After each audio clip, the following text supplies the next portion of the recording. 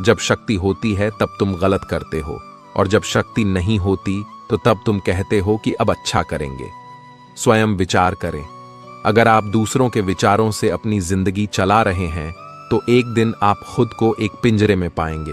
अगर कोई रास्ता आपको डरा रहा है तो समझ लेना आगे बहुत बड़ी सफलता आपका इंतजार कर रही है।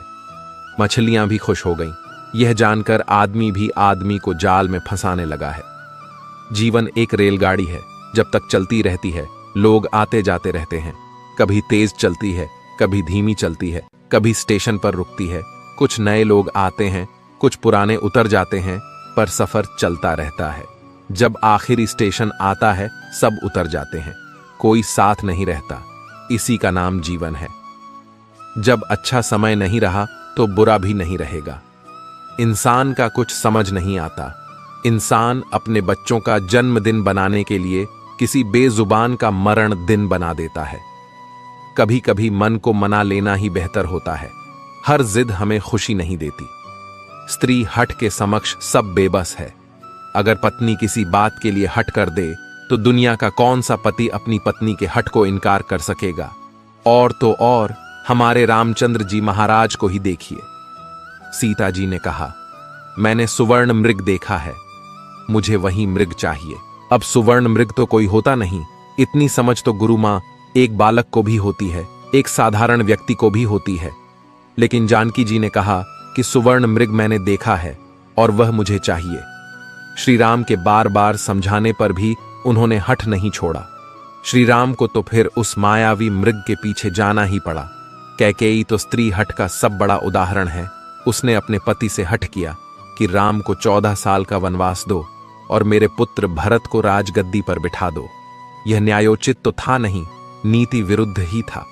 राजा दशरथ जानते थे कि उनके दिए हुए वरदान का कैकेयी दुरुपयोग कर रही है, फिर भी उनको स्त्री हठ के आगे झुकना पड़ा, मानना पड़ा उसके हठ को। बात बाल हठ। बच्चा अगर हठ कर ले और उसकी जिद पूरी करने में पूरे परिवार को भी अगर जुटना पड़ जाए तो परिवार जुट ही जाएगा। हालांकि हठ को तो बुरा ही माना गया है, फिर भी अगर बालक हठ करे तो क्षमा दी जाती है, यह सोचकर कि बच्चा है जिद कर रहा। कोई स्त्री अगर हठ से अपनी बात मनवाना चाहे तो उसका पति अथवा घर के अन्य सदस्य उसकी बात को मानते तो हैं, पर उनके लिए वह एक मजबूरी हो जाती है। दिल से तो वे उसके हठ को अच्छा नहीं मानते हैं। आप जैसा करते हैं वैसा ही फल मिलता है। अक्सर आपने कुछ लोगों को हमेशा परेशान रहते देखा होगा। वे किस बात से परेशान हैं, इसका अंदाजा लगाना सबके बस की बात नहीं, क्योंकि वे अपनी चिंता दूसरे से साझा भी नहीं करते हैं।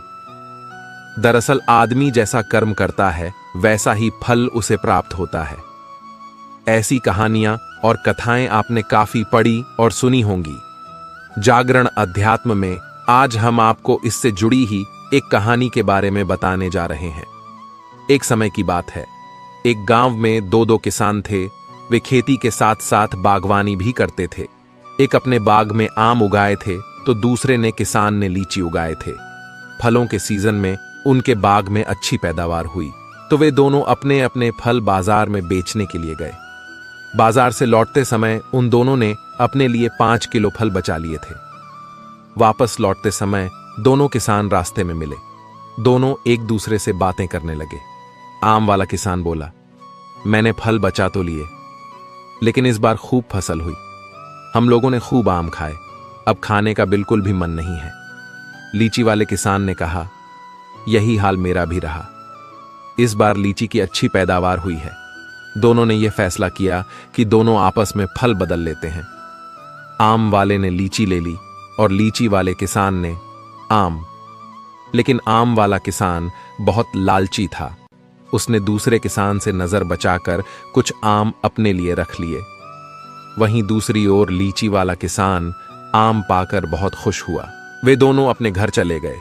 घर जाकर लीची वाले किसान ने पूरे परिवार को आम खिलाए और उसे बड़ी अच्छी नींद आई। लेकिन आम वाला किसान रात भर शंका में जागता रहा।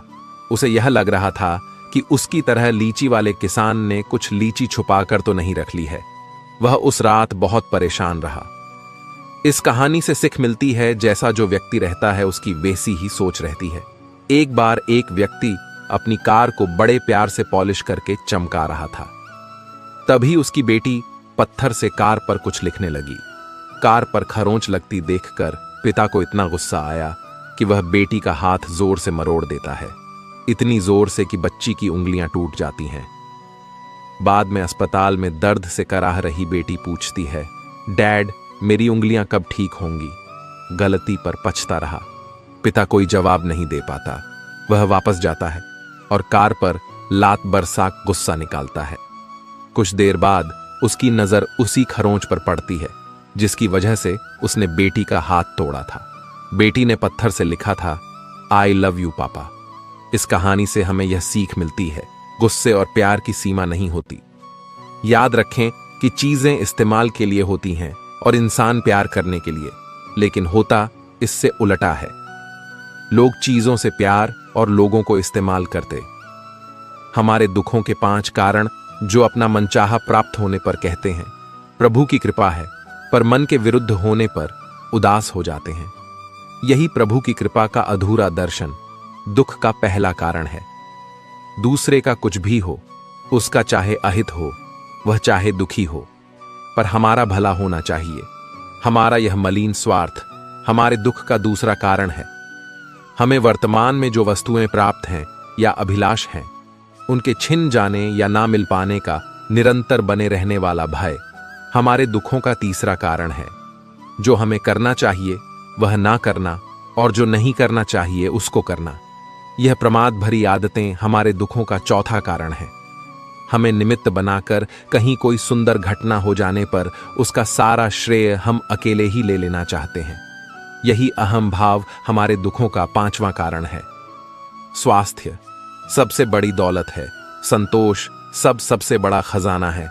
आत्मविश्वास सबसे बड़ा मित्र है। ईश्वर सिर्फ मिलाने का कार्य करते हैं। संबंधों में दूरियां या नजदीकियां बढ़ाने का कार्य मनुष्य स्वयं करता है। मन के झूठ पकड़े कई दफा हम अपने सच से दूर भाग रहे होते हैं। हम नहीं जानते या जानना नहीं चाहते कि आखिर हम चाह क्या रहे हैं।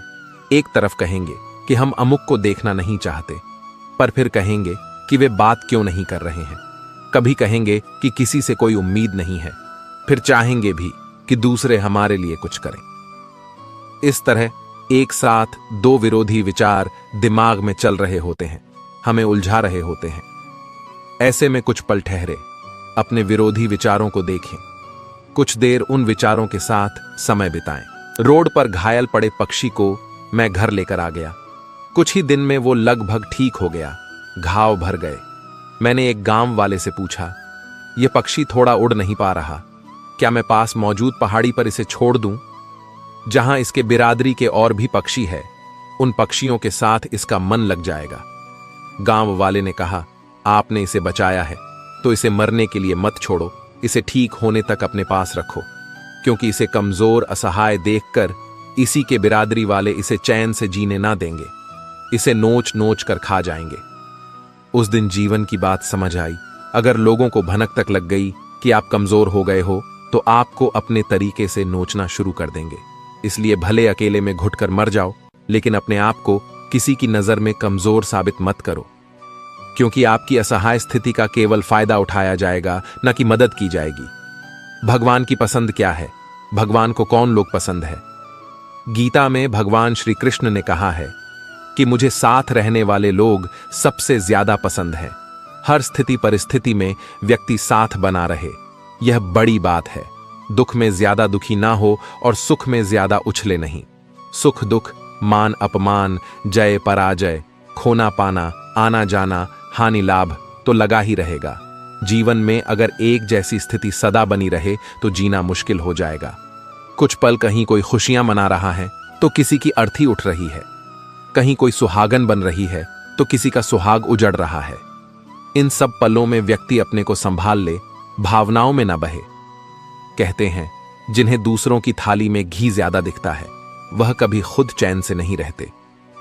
व्यक्ति को हमेशा वह चाहिए जो उसके पास नहीं है, और वह मिल जाए तो नई महत्वाकांक्षा उसकी जगह ले लेती है। इस तरह पूरा जीवन असंतोष में ही बीत जाता है। संतुष्टि ही जीवन का मूल मंत्र है। अगर इंसान में संतोष है तो तो कोई दुख उसे तोड़ नहीं सकता।